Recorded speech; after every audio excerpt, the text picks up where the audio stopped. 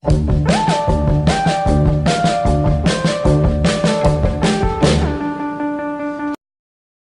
going on, Filmheads? I'm the Modern Film Critic, and we are talking about Breaking Bad Season 5, episode called Granite State. I can't remember what episode number it is, but who cares, whatever. And, we left off with Walter leaving in the van that Jesse was going to leave to, start over. And now, we cut to, right after that, we're following the guy, Robert Forster. He's the guy who's in control of all of it. And now we see Saul. He's taking the route of, I just want to leave and no one ever know who I was or know where I am. So, and then Saul sees that not only he's doing it, but Walter White is doing it also. So they have a little talk as the guy gets things straight, as Robert gets things, I'm going to call him Robert Forster without the review, I'm sorry.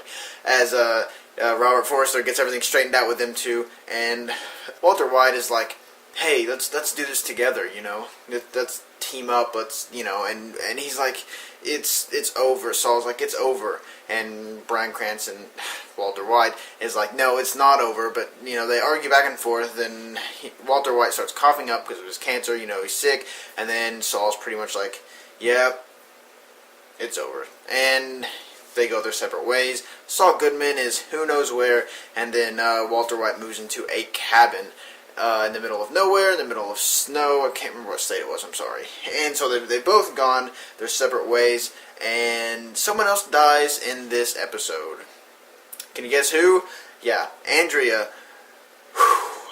This was a hard scene to watch. So, let's go back a little bit. Jesse is still imprisoned by Todd and his Nazi group, and he tries to escape. He figures out a way. He's like, hey, Todd, can you just keep the tarp open so I can look at the stars? And Todd's like, sure, why not? He cuts him a little slack.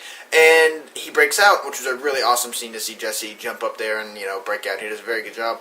And then, as he's running, you're like, yes, Jesse, get out of there. Just go free and never come back. Keep running and never, ever come back. And then you see the flashlights. Jesse gets caught. Cuts to the next scene. I was like, well, what happened? Did he get caught? What happened? And then you cut to a scene of Todd walking up to Andrea's doorstep, and I was like, this is, oh goodness, this is not going to go down well. And he walks up to her and he says, have you seen he's talking about Jesse, and then he's like, yeah, I've got Jesse right here. He's actually in the car, in the truck, and she's like, really? She peers over, and Jesse is going crazy. He knows what's about to happen, and as she looks at the truck where Jesse's in, bang, Todd kills Andrea, Jesse screams, and there were a lot of hard scenes to watch in this season, but this was by far one of the hardest, if not the hardest scenes to watch. Jesse, he is... I feel so bad for Jesse. Jesse is in the worst position possible. If he does come out on top, he is emotionally scarred in so many ways, inside and out. He looks like Ryan Gosling and Only God Forgives. His face is beaten, and Andrea's gone. It is a rough moment for Jesse Pinkman, and he knocks it out of the park when it comes to performances. I don't see him as Aaron Paul. I see him as Jesse Pinkman. And he's absolutely fantastic. And then, Todd, it's weird. Todd sort of like flirts around with Lydia, and he tells her, hey, I've got 92%, meth. I did it, and she's like, that's Walter White, that's Heisenberg level.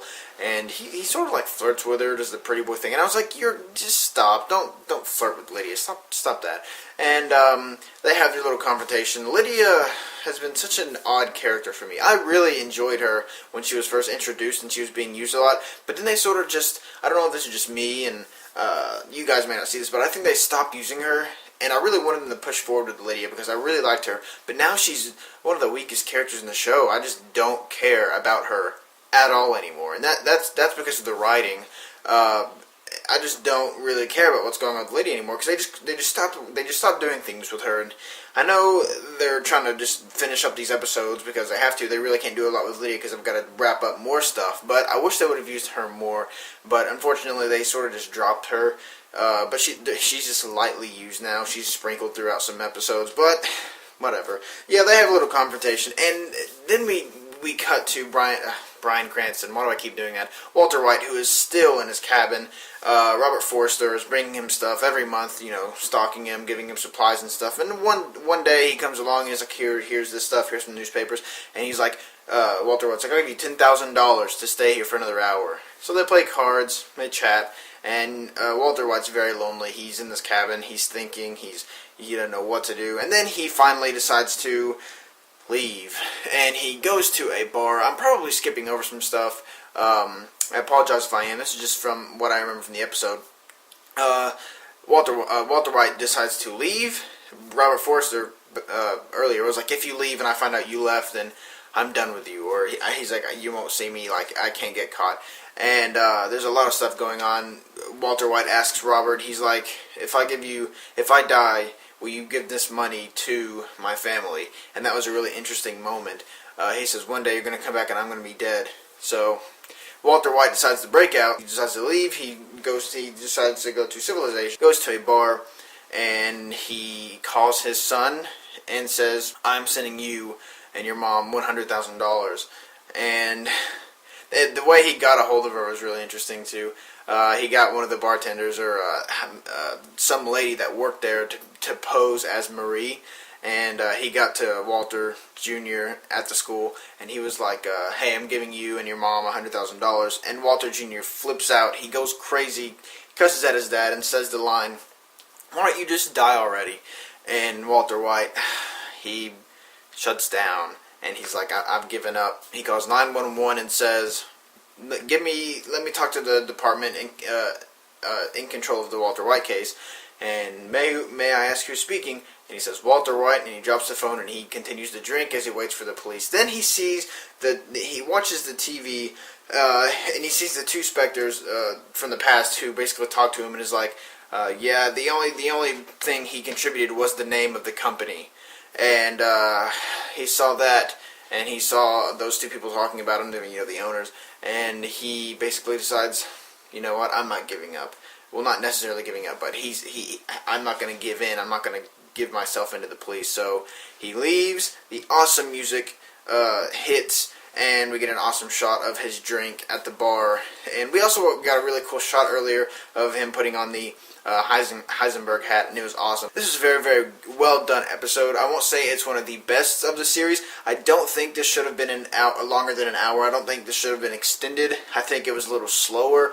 We did have a really fast, action, like crazy stuff happening in the episode before. We got to calm down in this one, and I think that's good, but I don't think we needed longer than an hour to cover everything that we covered, because going back to the episode, I was like, not a lot of stuff happened that needed an hour plus episode. There was some stuff that happened, but I think some stuff was stretched a little bit too long.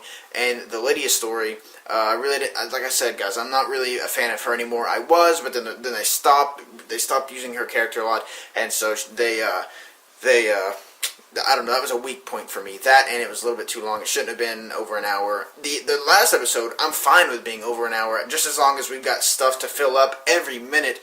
We have important things to fill up every minute, and not just have a little filler here and there just to make it longer. I think I'm very excited for the last episode, and I really hope they go out with closure, because that's what we're looking for. We don't want. I don't think at this point we need anything to be left in interpretation. I think we're ready to see some closure and wrap it up in a good shell, and I'm really excited for it. And I really hope the last episode is better than this one. This is a really good episode, but 4 out of 5. I really enjoyed this episode, and I can't wait to see the next one, so I'm giving this one a 4 out of 5. One more episode left. So excited. Which brings me to our main point. We're going to have a podcast next week after the episode airs, and we're going to talk about Breaking Bad. We're going to talk about the last episode. We're going to talk about the whole series in general, and we're going to bring up an interesting topic. I'm not going to reveal it now, but it's going to be very, very interesting, and I may get a lot of backlash for it. So you have to check that out, because it's going to be very interesting. So what are your thoughts on this episode? Did you enjoy it as much as I did? Were you a little disappointed? Do you think it was too long? Like I said, I thought I did. I thought it was a little bit too long. But I want to know what you guys thought about this episode. What are your thoughts on the ending? If you don't know, we've got a Breaking Bad contest. You can go check out my past videos. I've got a Breaking Bad contest going on. You can enter in that. It's ending soon, so you're going to want to see it. And as always, guys, I'm the Modern Film Critic, signing off.